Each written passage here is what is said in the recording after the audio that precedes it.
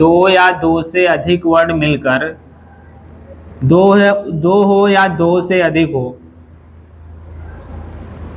ठीक है, दो या दो से अधिक वर्ड मिल जाएं और दो वो वर्ड नाउन का कार्य करें, तो आप समझ जाना वो कंपाउंड नाउन है। जैसे यहाँ पे लिखा 2000 रुपीज, यहाँ पे कंपाउंड नाउन है। यहाँ पे कह रहा है 6 मील्स रेस, ये 3 वर्ड मिलके ना कंपाउंड नाउन का कार्य कर रहा है। यहाँ पे 10 रुपीज नोट कंपाउंड नाउन का कार्य कर रहा है। यहाँ पे भी है आपका 10 रुपीज नोट। अब इनका प्लूरल करने के लिए दिया हुआ हो अगर एग्जाम में, तो उसको कैसे सही करोगे, कैसे गलत करोगे।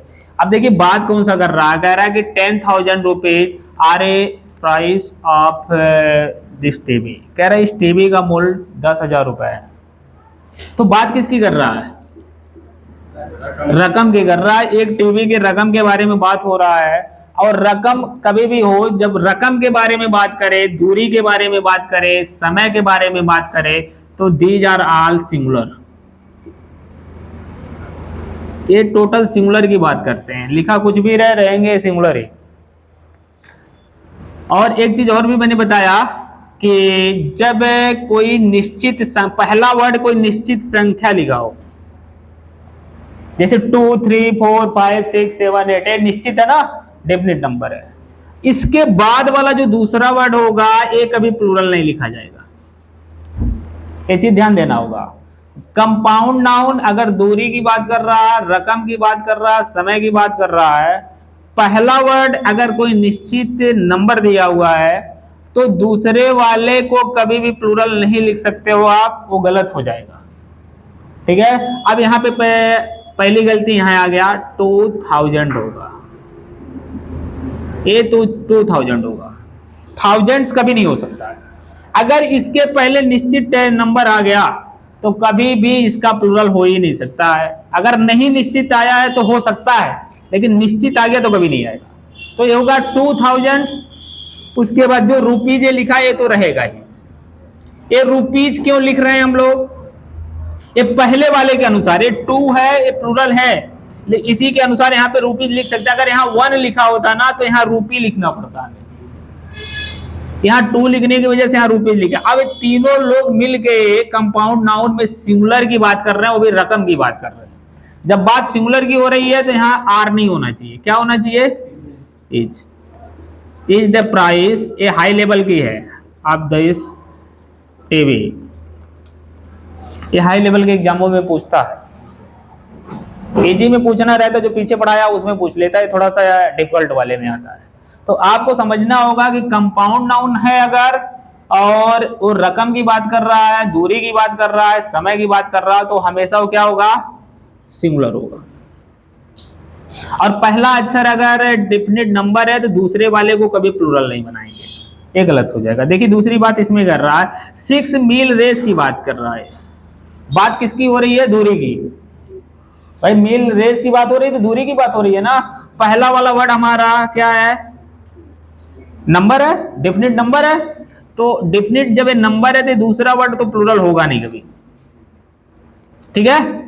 रेस तो अनकाउंटेबल होगा, ये रेसेस तो हो नहीं सकता कभी। तो ये सही हो गया आपका, होगा आप 6 मील रेस, RAC बात कर रहे हैं हम लोग 6 मील रेस की। तीनों मिल के सिंगुलर हो जाते हैं। जब ये सिंगुलर हो गए तो यहाँ आर नहीं आएगा, ये जाएगा, is not a long distance होगा। क्लियर हुआ, मुस्कुरा रहे हो, क्या बात है, आएगा, हाँ चलो। अभी कह रहा 10 rupees note are, 10 rupees note are a small sum, ये क्या करोगे। देखिए यहां लिखा 10, यहां लिखा 10 ना, अब यहां पे क्या लिखा, रुपीज लिख दिया, तो ये तो गलत होना चाहिए। तो क्या होगा, 10 रुपी नोट या नोट टी, 10 rupee note is a small sum. लेकिन कभी कभी देखिए ध्यान से, कभी कभी हमें कंपाउंड नाउन का प्लूरल भी बनाना पड़ जाता है। यहां तो सब्जेक्ट के रूप में लिखा था, ये भी सब्जेक्ट के रूप में लिखा था, ये भी सब्जेक्ट के रूप में लिखा था, ये भी सब्जेक्ट के रूप में लिखा था। लेकिन यहां पे 10 रुपी नोट है जो लिखा है ना, ए सब्जेक्ट के रूप में नहीं लिखा है, कंप्लीमेंट के रूप में लिखा है, तब इसका प्लूरल बनाना पड़ेगा। कितना 10-10 रुपए के कितने नोट हैं? 2 नोट हैं। हाँ, किसकी बात हो रही है? बात किसकी हो रही है? नोट की बात हो रही है ना। किसकी बात हो रही है? नोट की। अब इसमें मैंने बताया था आपको, अगर कंपाउंड नाउन का प्लूरल बनाना पड़ जाए, जो मुख्य वर्ड होता है उसी का प्लूरल बनाया जाता है। तो बात किसकी हो रही है? नोट की। नोट की हो रही है ना। कितने नोट हैं? 2 नोट है, तो यहां नोट नहीं होना चाहिए। क्या होना चाहिए? नोट्स होना चाहिए। अब ये सही होगा इस तरह से, आई हैव 2 10 रुपीज, 2 10 रुपी होगा यहाँ पे, ठीक है। I have 2 10 rupee notes. अब ऐसे सही करना होगा। अगर लास्ट में कंपाउंड नाउन आ रहा है, उसका प्लूरल बनाना पड़ रहा है, तो जो मुख्य वर्ड होगा उसमें ऐसे यस लगाना होगा। और अगर सब्जेक्ट के रूप में आ रहा है, तो आपको जैसे मैंने बताया है कि पहला वर्ड अगर नंबर है तो दूसरे वाले को प्लूरल नहीं करेंगे, तीसरे वाले को प्लूरल करेंगे। ये तीसरा जो वर्ड लिखा रहेगा ना, इसको करेंगे। क्लियर हुआ इतना? हाँ, चलिए नोट करिए इसको।